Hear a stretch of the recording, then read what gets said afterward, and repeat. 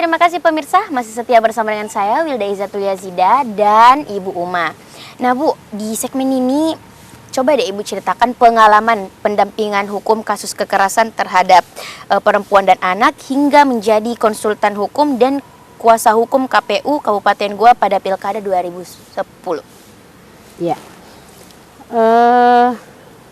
saya kira karena tadi saya sudah sampaikan ya bahwa memang saya memulai bekerja di Lembaga Bantuan Hukum Pemberdayaan Perempuan Indonesia dan memang semua kasusnya adalah kasus perempuan korban kekerasan ya, perempuan dan anak korban kekerasan. Nah, saya kira dari tahun 1998 itu di Sulawesi Selatan ini belum terlalu banyak, bahkan belum ada pendamping selain LBH P2I saat itu ya. Jadi memang awalnya itu memang agak sangat sulit ya, karena biasanya apalagi khususnya kekerasan dalam rumah tangga itu kan masih dianggap aib keluarga ya. Nah, saya kira ini memang tidak mudah kerja-kerja para aktivis, para NGO, pemerintah ya, karena harus saling bahu-membahu bagaimana mensosialisasikan kepada masyarakat luas tentang adanya kekerasan terhadap perempuan ini ya. Nah, saya kira karena kasus itu memang banyak, mulai dari saya mulai bekerja di LBH P2I, sehingga disitulah saya belajar melakukan pendampingan terhadap korban, bagaimana kita supaya korban itu bisa terbuka kepada kita. Memang tidak sama dengan pendampingan kasus-kasus umumnya ya, yang lain ya. Jadi memang memerlukan pengetahuan tersendiri ya, kapasitas tersendiri untuk melakukan pendampingan terhadap perempuan dan anak korban kekerasan ini. Itu. Nah, saya kira hingga saat ini kita semua tahu ya bahwa jumlah korban kekerasan itu memang tinggi, karena memang kekerasan terhadap perempuan itu seperti fenomena gunung es ya, yang mungkin ketahuan hanya berapa, tetapi sesungguhnya banyak.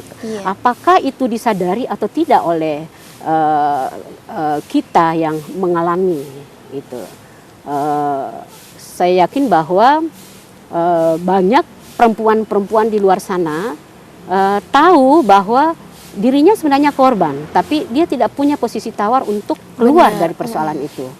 Nah, inilah kenapa saya mau sampaikan bahwa sebagai perempuan kita memang sekalipun memang bergantung pada suami ya, kita juga jangan tidak punya posisi tawar. Karena ketika kita berada pada persoalan seperti itu, kita ada pada posisi harus memilih.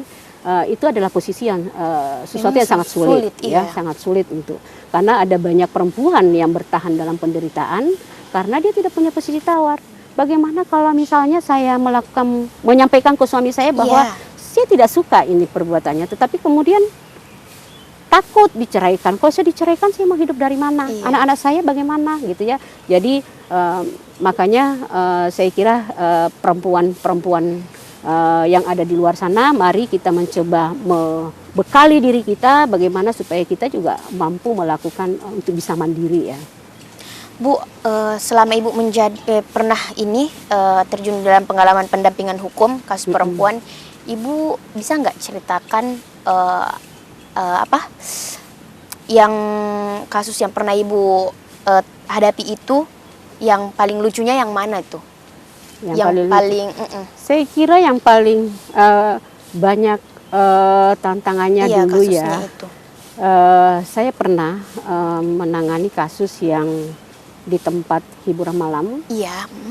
Kemudian kita ada informasi ya ke kami bahwa ada perempuan di dalam sana yang ingin lepas dari kandangnya gitu ya. Bagaimana saya mencoba masuk ke tempat mereka, tentu tidak semudah itu. Apalagi orang yang yang dilaporkan ini ingin keluar dari situ adalah orang yang sangat dibutuhkan di tempat itu. Nah, saya kira itu tidak bisa dilakukan kalau kita hanya satu lembaga saja. Jadi kerja-kerja penanganan kasus kekerasan terhadap perempuan itu adalah kerja-kerja harus kerja sama banyak sektor, melibatkan banyak stakeholder ya, karena supaya kita bisa saling membantu gitu. Nah, saya kira